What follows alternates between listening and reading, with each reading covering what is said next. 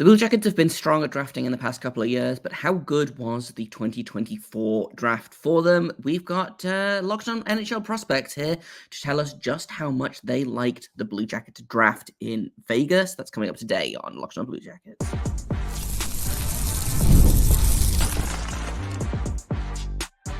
You're Locked On Blue Jackets, your daily podcast on the Columbus Blue Jackets, part of the Locked On Podcast Network, your team every day.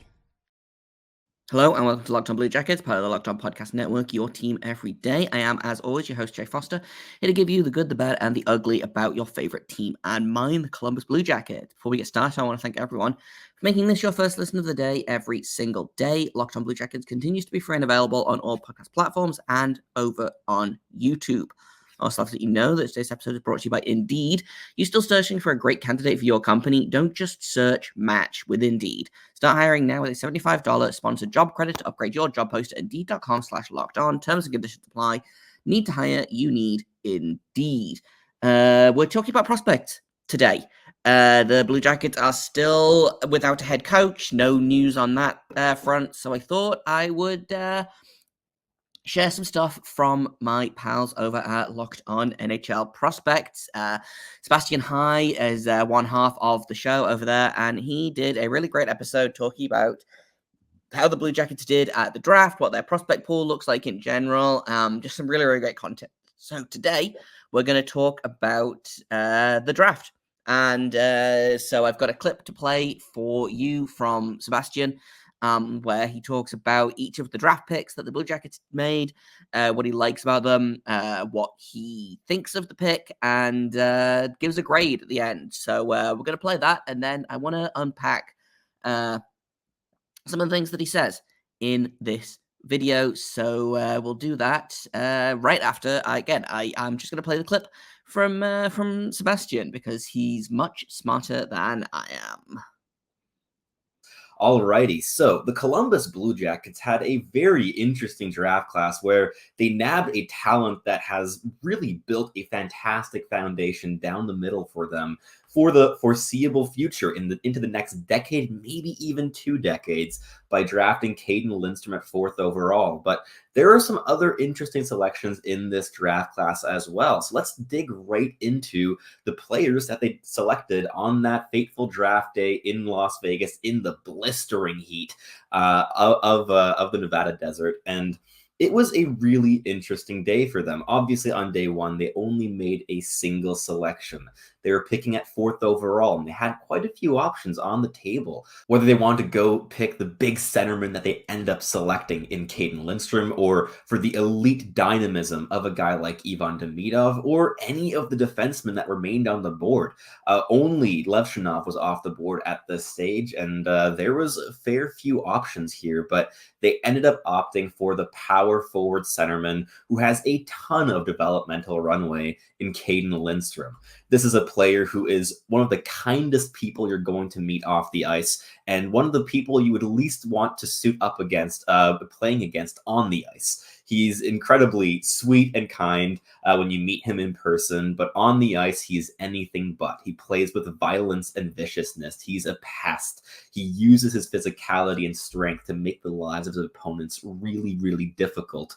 And he does that whether it's applying defensive pressure or using his frame, using his reach, using his strength to protect possession and create dynamic offense. This is a very skilled and creative player at his core. Don't look past that element of his game just because he's absolutely massive. Yes, he's 6'4". He's over 200 pounds. He has a massive frame, but he has this deft amount of skill in this game as well, whether it be one-touch goal scoring from in tight under pressure, being able to score from range. He's a really creative like playmaker as well. There's so much to like in this game. And of course, there have been some injury concerns with him. He had a hand injury earlier on in the season, and he had a herniated disc in his back, which allowed him to miss a significant part of the back half of the year before returning for the playoffs. But I wouldn't be overly concerned. Every NHL team that had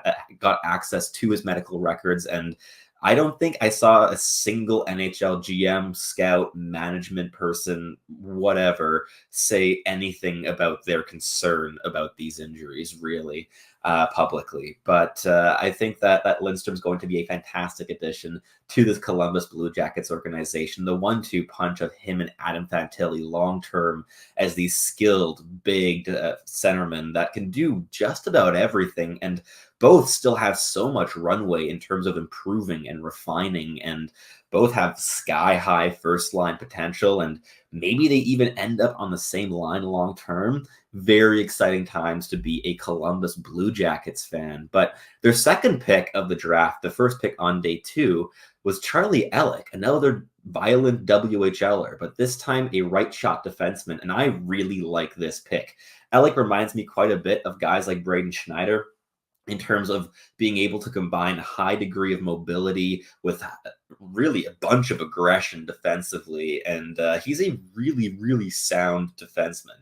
I've loved the chaotic aggression he's shown at the WHL level, which certainly will need to be reined in a little bit. But he's shown at like the U18 World Championships that he can play really well into a bit more of a conservative defensive system where he sits back, he invites pressure towards him before snuffing it out, rather than going for a big, like, play suffocating hit to defend the defensive blue line. He's a really good skater. He's really aggressive. He's strong. He's smart defensively as well. I've really liked his decision-making and his risk assessment in the defensive zone. And he makes a really good first pass as well. That ability to make that good first pass is what I think will translate him into a really solid two-way role at the NHL level. Not the biggest point producer of all time, though he does have a pretty hard shot from the blue line. He lacks the dynamic upside that other defensemen in that Columbus system do have, whether it be David Jiricek or Denton Matejchuk. I think that Elick really fits in nicely to provide a bit more of that physical shutdown element while also being able to contribute in the breakout. Next up, with their second pick of the second round, they picked a goaltender in Evan Gardner, a really interesting selection in my eyes. He's a bit undersized for a goaltender at 6'1", but he has very sound mechanics. He's very controlled in his movements, and he's quite intelligent. He doesn't allow many goals from weak angles or from long range. He tracks pucks well. He closes down his gaps really nicely. He doesn't really let in those soft goals that kind of make you frustrated to see at the junior level. And he plays a bit of a professional style in that sense. I think that in terms of his athleticism, there's still some room to grow, being able to compensate a little bit more for that subpar frame with getting post to post with a bit more explosiveness, I think is going to be important in his development. But he put up really good numbers as a WHL rookie last season with Saskatoon, putting up over a 920 save percentage in the regular season. And they really needed to add a goaltender to that system. With Daniil Tarasov graduating to the NHL ranks, there really is a lack of talent in that goaltending pool. So investing a second-round draft pick to just swing on their favorite goaltender left available at that moment, I think was a pretty intelligent swing. I think I personally would have gone down a different route in terms of goaltending, and I would have also looked to snap up a guy like Ryerson Leenders in the later rounds. He ended up going at 219 to the Buffalo Sabres because there really is a lack of depth in that goaltending pool as well. But still, I think Gardner is a decent addition here, and I'm curious to see how his development will progress. They also picked up Luca Morelli from the Oshawa Generals, the 6'2", 185-pound two-way defenseman who is a right shot, and he put up 57 points through 67 games this past season, and really solid player. I like his skating. He's pretty solid in most aspects of the game. He's a real all-rounder, but I think that if he's developed more as like a defense-first guy, that's where he has the most room to grow and the most upside. Also kind of what Columbus will be looking in their system to kind of foster that type of defensive impact, and I think that Morelli fits in really nicely. I think it's a pretty shrewd selection in the mid rounds. And yeah, I think he's my favorite selection of the defensemen, and they picked 3 defensemen to finish off this draft class. and he's my favorite of the bunch. Next, we have Tanner Hendricks. Next, we have Tanner Henricks, a 6'4", 205-pound right shot defenseman who played with Lincoln in the USHL last year. And I heard a couple of rumors of him even going a lot higher than he ended up going on draft day. They selected him there in the 4th round at 101st overall. But I heard some rumblings he could go inside that top 64, but he didn't end up going there. But he combines that like massive frame with also a very young birthday for the draft class. He's a July 25th, 06 birthday. And while he only put up 9 points in 59 games, he's a real shutdown defensive defenseman. You're not drafting him to put up a massive amount of points. You're looking for him to leverage his size, his range, his reach, his strength to shut down play in his own end. And that can kind of also be said for the next guy here in Luke Ashton, an absolute behemoth of a left shot defenseman, 6'7", 231 pounds, who was a behemoth amongst boys at the BCHL level last season. And he even scored 18 goals among his 36 points in 53 games at that level. The decision-making has been pretty rough in the couple of viewings I've logged of him. He's extremely raw, but he's going to be developing in the college ranks in the U.S. and will definitely need a good amount of time to round out his game, iron out the hectic nature of his on-puck decision-making and that hesitancy under pressure. But an interesting swing on just a massive frame of a defenseman in the late rounds. But it was clear that Columbus approached this draft wanting to add size and physicality, both at forward with their Caden Lindstrom selection and on the back end, while also shoring up their defensive prospect pool. I think as a whole, this class deserves a B+ grade. Landing Caden Lindstrom at 4th overall is excellent value. I think that's a fantastic selection for Columbus, and fans are going to adore this kid when he makes the jump, though it will take a couple years. So don't rush this player. He's going to need a bit of patience, but it'll be more than worthwhile at the end of the day. And while I think I would have taken some other swings on a combination of upside and intelligence in those mid to late rounds, Columbus clearly saw an area of need in the size department, and they doubled down on that. We're going to break down what Sebastian said about the Blue Jackets draft in Vegas in just a minute. But first, I've got to tell you all about Indeed. We're all driven by the search for better. But when it comes to hiring, the best way to search for a candidate isn't actually to search at all. Don't search, match with Indeed. If you need to hire, you need Indeed. They are your hiring and matching platform. They've got over 350 million global monthly visitors and a matching engine that helps you find quality candidates fast. You can ditch the busy work. You can use Indeed for scheduling, screening, and messaging so you can connect with candidates faster. And they don't just help you hire faster. 93% of employers agree that Indeed delivers the highest quality matches compared to other job sites, according to a recent survey. They have over 140 million qualifications and preferences every single day. So their matching engine is constantly learning from your preferences. So the more you use Indeed, the better it gets. Join more than 3.5 million businesses worldwide that use Indeed to hire great talent fast. And listeners of this show are going to get a $75 sponsored job credit to get your job more visibility at Indeed.com/locked-on. Go to Indeed.com/locked-on right now and support our show by saying you heard about Indeed on this podcast. Indeed.com/locked-on. Terms and conditions apply. Need to hire? You need Indeed. Welcome back to Locked On Blue Jackets. You've heard from Sebastian about what he thinks of the Blue Jackets draft in Vegas, and there's a couple of things that I want to unpack in there. And we're going to start off with Caden Lindstrom. There's really not much that I can add to Sebastian's kind of analysis of Lindstrom. You know, he is big, he is physical, he is the perfect 1-2 punch with Adam Fantilli.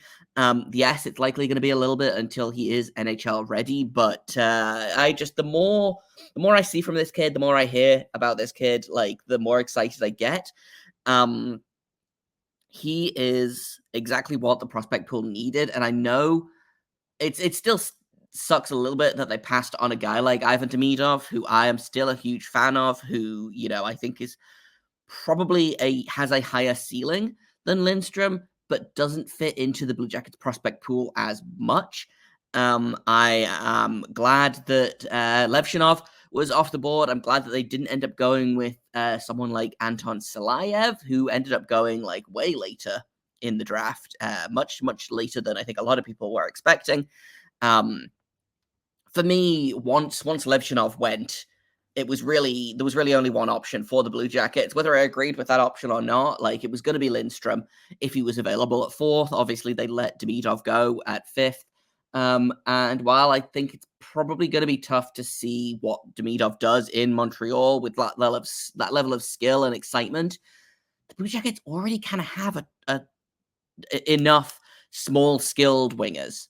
Maybe none of them are the same level of elite that Demidov is, but adding another winger to that prospect pool didn't feel like the move right now, when they could add another center and, ostensibly have a center pool of Fantilli, Lindstrom, Sillinger, Voronkov in like 3 years. Obviously, adding Monahan to that center depth chart muddles things a little bit. I wouldn't be surprised to see Boone Jenner play some time at center this season based on, whatever happens. Lindstrom, again, still a couple of years away. My guess is he does a year in Medicine Hat this upcoming season, and then the season after that is probably in the AHL, unless he really wows people at training camp. So, he's probably 2 years away from being a Blue Jacket, but I'm still so pleased with this pick. And this is the exact right pick for the Blue Jackets.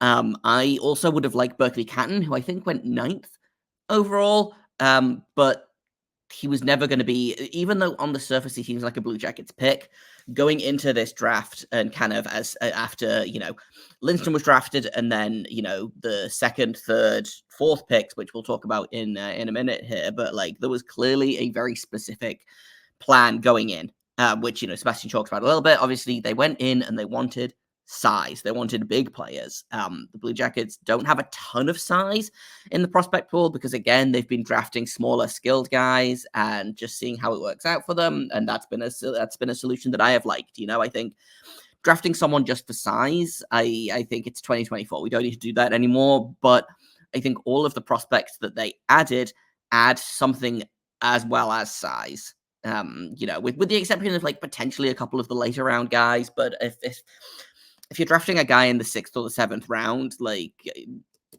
if he makes the NHL, like that's a win. If he gets an NHL game, that's a win. But in addition to size, and this is something that I've kind of talked about a little bit on the show as well, is that they went after guys that could skate well as well. And it just so happened that they had that combination of size and skating. And that was a really interesting thing, because the more I think about it, the more I'm like, man, the Blue Jackets don't have a ton of what I would call elite skaters in their prospect pool. They've got a ton of guys that are good skaters. They've got a ton of guys that have size. I don't think they have anyone that really combines elite skating and size. But Lindstrom, phenomenal skater. They drafted 4 defensemen that are all solid skaters, or, solid-ish skaters. And that's always kind of been the knock on guys like Voronkov and guys like Jiricek is, yes, they're very, very good players, but they don't have the skating. I think Jiricek struggles with his skating still. I think we're going to see that in the NHL this year, which is absolutely fine. But bringing a guy like Lindstrom in, like, skating is one of his strengths, and that's really enticing to me anyway. So still love the Lindstrom pick. After even a couple of weeks later, after having some time to think about it, to look at how the rest of the draft is shaken out, that I'm still like, yeah, Lindstrom was the right pick for the Blue Jackets. I know everyone's worried about his back injury and that this is Ryan Murray 2.0. I'm not worried about that yet. We have no reason to be worried about that yet. Lindstrom is not wearing number 27, which is good because that number is clearly cursed. But I'm really excited to see what this kid does kind of going forward, especially next year in Medicine Hat. I'm expecting him to have just a truly monster year for the Tigers, and it's going to be really fun to watch. We're going to take a quick break, and then I want to just kind of cover a couple of other things that Sebastian mentioned, and talk about his final grade for the prospect pool that they drafted, which was a B plus. So I want to talk about what I think about that, what I would have given, etc. That's all coming up in just a second here at Locked On Blue Jackets.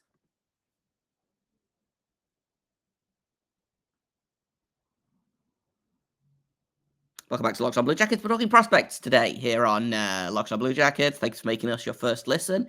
And make sure your second listen is Locked On NHL Prospects. They have done some really, really great work right up to the draft, during the draft, after the draft. They've been churning out the content, and there is a decent amount of Blue Jacket specific content on there as well. So make sure you go and check them out. But we're talking about their analysis of the 2024 draft. We've talked about how much I like the Lindstrom pick, how much Sebastian likes the Lindstrom pick. But what kind of surprised me a little bit was how much Sebastian liked basically every other pick in the draft. He liked Charlie Elick in the second round, I believe the 34th or 35th overall pick. 36th overall, maybe. I don't know how math works off the top of my head. It's fine. Liked him a lot. Tanner Hendricks was a guy that they looked at as a potential second rounder. The Blue Jackets got him in the 4th round. He likes Luca Morelli a lot. Luca Morelli, actually, Sebastian's favorite of the picks in terms of defensemen, in terms of upside, which is really exciting. And I've looked into these guys a little bit, but obviously don't have the breadth of knowledge or access that guys like Sebastian do in terms of prospect analysis. So it's really, really encouraging that Sebastian likes guys like Elick, guys like Henricks, guys like Morelli. I agree that the goalie isn't the one that I would have picked necessarily, but he was a guy that definitely, again, has some intriguing aspect to his game, and I'm excited to see what he does in potentially a full-time starting role with Saskatoon this year. I believe that's where he's playing. I always get Saskatoon and Brandon mixed up because Blue Jackets took 3 picks from the WHL with their first 3 picks, and I know that Caden Lindstrom went to Medicine Hat, and then Elick was with Brandon, the Brandon Wheat Kings, I believe, and then Gardner was with the Saskatoon Blades. And if I've mixed those up, I'm very sorry. Please feel free to at me in the comments and correct me. That being said, I like the pick of Gardner, not the goalie I would have chosen, but it's a perfectly fine goalie, and I don't think there is a particularly huge hole in the goaltending prospect pool that the Blue Jackets needed to pick. Sergei Ivanov is coming along very well indeed. Jet Greaves has shown hidden depth this year and has developed well. There's guys like Melvin Strahl who we're going to get to see more of this year. He's playing in the USHL with the Youngstown Phantoms this year, so we'll get way more information on him. He was a 5th round pick last year, I believe. Janil Tarasov is not a prospect anymore, but is still a developing player. So, this was not a make or break pick in the way that, a handful of teams passed up both Sebastian Kosa and Jesper Wallstedt a couple of drafts ago. I want to say 2021. And looking back on that, there are teams that definitely should have picked one of those guys. And maybe the Blue Jackets should have been one of them. Maybe they should have taken Wallstedt at 12th overall instead of Sillinger, but that's besides the point. The Blue Jackets are not more goaltending depth is always nice, but it's not the end of the world if the pick doesn't pan out. A second round pick on a goalie is always kind of a reach anyway, I feel like. And again, they had their guy that they liked, and I kind of feel like goaltending prospects are kind of always like that. You could ask 32 teams who their top goaltending prospect is in the draft, and you'd probably get between 15 and 20 different answers. Gardner was their guy. I think they saw that a couple of goalies went in previous picks, so they were like, right, he's probably not going to make it to our next pick, so they snapped him up. And again, I'm going to be interested to see what he does as a full-time. He kind of took over the starting role halfway through the season, so I'm interested to see what he does with a full season as a starter in the WHL. My last thought on the kind of prospect pool as a whole is Sebastian gave us a B+ for this draft. I agree with that. I think I might have argued for an A-. Sebastian talked a little bit about how they left some skill on the board in order to draft size and skating, and I don't disagree with that. There are a handful of guys there that I would have liked them to take flyers on. Andrew Basha I think at 36th would have been good. I am still a huge fan of Luke Misa, although I understand why they didn't draft him. Again, smaller. And the Blue Jackets have the Gavin Brindley archetype, so to speak, in the draft pool already, in addition to, other undersized forwards or wingers. So, I get it. He ended up going in the 6th or 7th round, which feels wild to me. So yeah, they definitely left some skill on the board and some players that I liked a lot, but I still think that they went out there with a plan. They executed that plan. And there was no one. They didn't have the Igor Chinikov effect, and in hindsight, the Igor Chinikov effect, draft pick has worked out pretty solidly. I think I'm a big fan of Chinikov. Excited to see what he does this season with that shiny new contract. But there was no one that I saw where the Blue Jackets made a pick and everyone was like, "Oh God, why did they do that? What's going on?" Unlike some teams where they made picks and everyone was like, "Who is this?" So I feel pretty good about this draft. Again, happy enough with a B+. Would have maybe argued an A if I had been there, but hey, Sebastian knows best. And that's the reason why we listen to Locked On NHL Prospect, is they know the prospects. So again, go and listen to Locked On NHL Prospects. Make them your second listen of the day after you've made Locked On Blue Jackets your first listen of the day. Thank you for listening. And I've been Jay Foster. You can find me on Twitter at _Jacob Foster, JAKOBFORSTER. You can find the show at LO_Blue Jackets on Twitter. You can find Sebastian at _Sebastian on Twitter. And I believe LO_NHL Prospect is where you can find Locked On NHL Prospect on Twitter. And that's it for me today. Tomorrow we will be looking at the Blue Jackets prospect pool as a whole, unless something happens in the news and they hire a coach or they sign Kirill or anything like that. We're kind of playing a waiting game here at Locked On Blue Jacket, but we will have content for you either way, whether something happens or whether something doesn't. We have got you covered. And you can find us wherever you get your podcasts. You can find us on YouTube, free and available, wherever you find us, and also on Sirius XM. So thank you once again for listening. And until tomorrow, make sure you stay locked on.